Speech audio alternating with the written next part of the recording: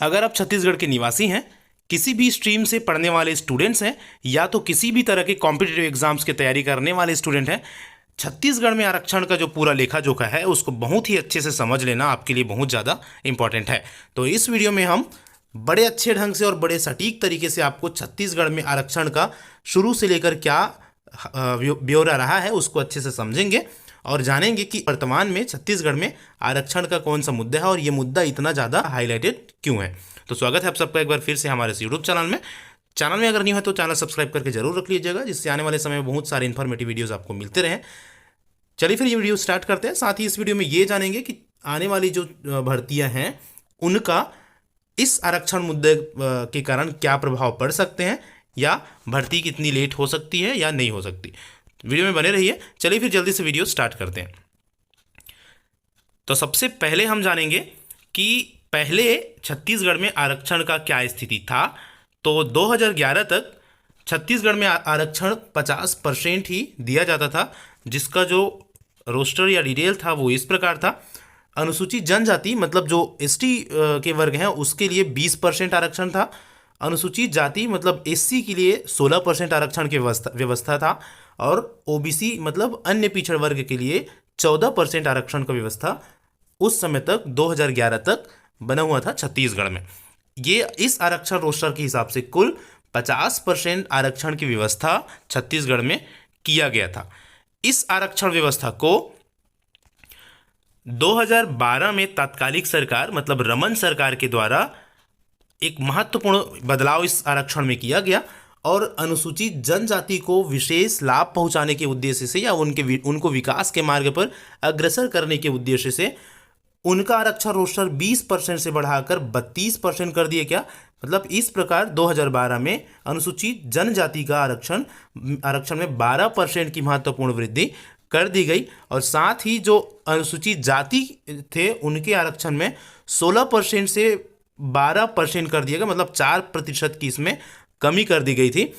और जो ओबीसी का आरक्षण रोस्टर था वो 14% के पहले की जैसे ही यथावत रखा गया था। तो ये एक बहुत ही महत्वपूर्ण बदलाव था उस समय में छत्तीसगढ़ में आरक्षण के मुद्दे में। और इस बदलाव के बाद छत्तीसगढ़ में जो आरक्षण का प्रतिशत था वो 50 से बढ़कर 58% हो गया था, और इसकी लड़ाई भी उसी समय से चालू हो गई थी। कुछ याचिकाएं कोर्ट में लगी हुई थी उस समय से, और 10 साल के लगातार संघर्ष के बाद 2012 को मतलब 2012 से 2022 तक के इस आरक्षण के बाद मतलब 32%, 12% और 14% एसटी, एससी, ओबीसी कुल 58% की ये जो रोस्टर या ये जो आरक्षण बनी हुई थी 10 साल तक, इसके ऊपर एक विशेष और एक बहुत ही महत्वपूर्ण फैसला आया हाईकोर्ट का। और अरूप कुमार गोस्वामी और जस्टिस पीपी साहू के डिवीज़न बेंच ने 19 सितंबर 2022 को यह 58% का जो आरक्षण था उसको असंवैधानिक बता दिया, मतलब इस आरक्षण को अनुचित बताया, और इस 58% आरक्षण के स्थान पर फिर से 50% आरक्षण को सही ठहराया, और ये फैसला सुनाया कि अब से मतलब इस सुनवाई के बाद से छत्तीसगढ़ में जितनी भी नई भर्तियां और नई शैक्षणिक संस्थाओं में जो प्रवेश होंगी वो 58% के हिसाब से ना होकर 50% आरक्षण के हिसाब से होनी है। तो ये एक बहुत ही महत्वपूर्ण फैसला 19 सितंबर को छत्तीसगढ़ हाईकोर्ट के द्वारा देखने को मिला था, और कोर्ट ने शैक्षणिक संस्थानों में रिजर्वेशन को लेकर सोमवार को यहाँ फैसला सुनाया। और इस फैसले के ऊपर भी मैं बता दूं सुप्रीम कोर्ट में फिर से याचिका दायर कर दी गई है कुछ लोगों के द्वारा, जिसके फैसले आने अभी बाकी है।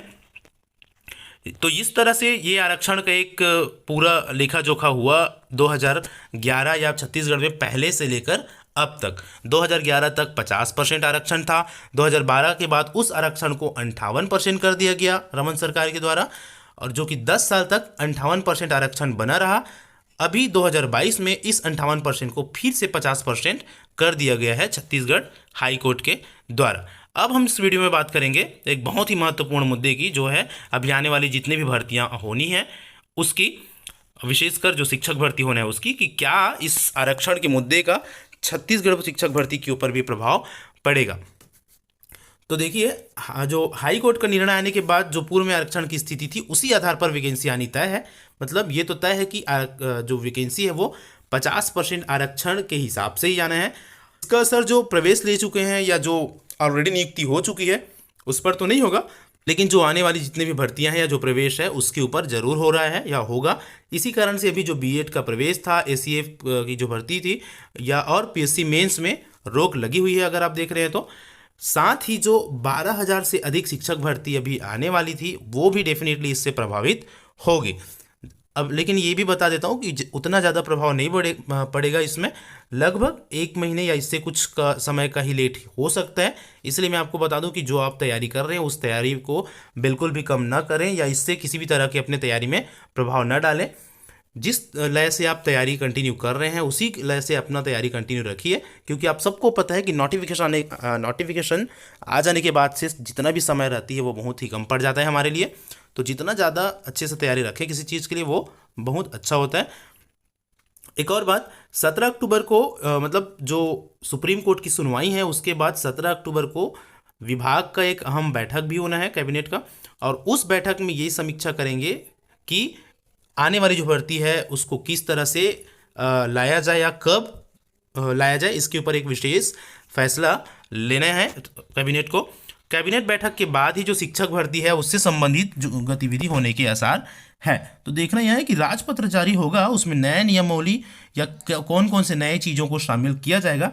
हालांकि ये तो तय है कि जो आरक्षण का आदेश है 50% का, उसके हिसाब से ही आने वाली जो भर्तियां है वो होगी। तब तक सीजी टेट का रिजल्ट भी जनरेट हो जा रहेगा और इन सब प्रक्रिया से निपटने के बाद ही वैकेंसी या आने वाली जो भर्तियां है वो हमको देखने को मिलेगी, जो उम्मीद करते हैं जितना जल्दी से जल्दी हो सके या बहुत जल्दी होगा।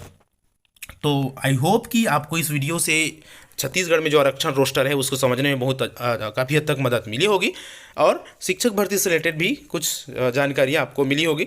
अगर वीडियो अच्छा लगा हो तो वीडियो एक लाइक ज़रूर कर दीजिएगा। चैनल में न्यू हो तो चैनल सब्सक्राइब जरूर कर लीजिए। आने वाले समय में शिक्षक भर्ती से रिलेटेड बहुत सारे अच्छे अच्छे कॉन्टेंट्स हम इस वीडियो में अपलोड करते जा रहे हैं, तो वीडियो चैनल में बने रहिए और thank you so much for watching. मिलते हैं नेक्स्ट वीडियो।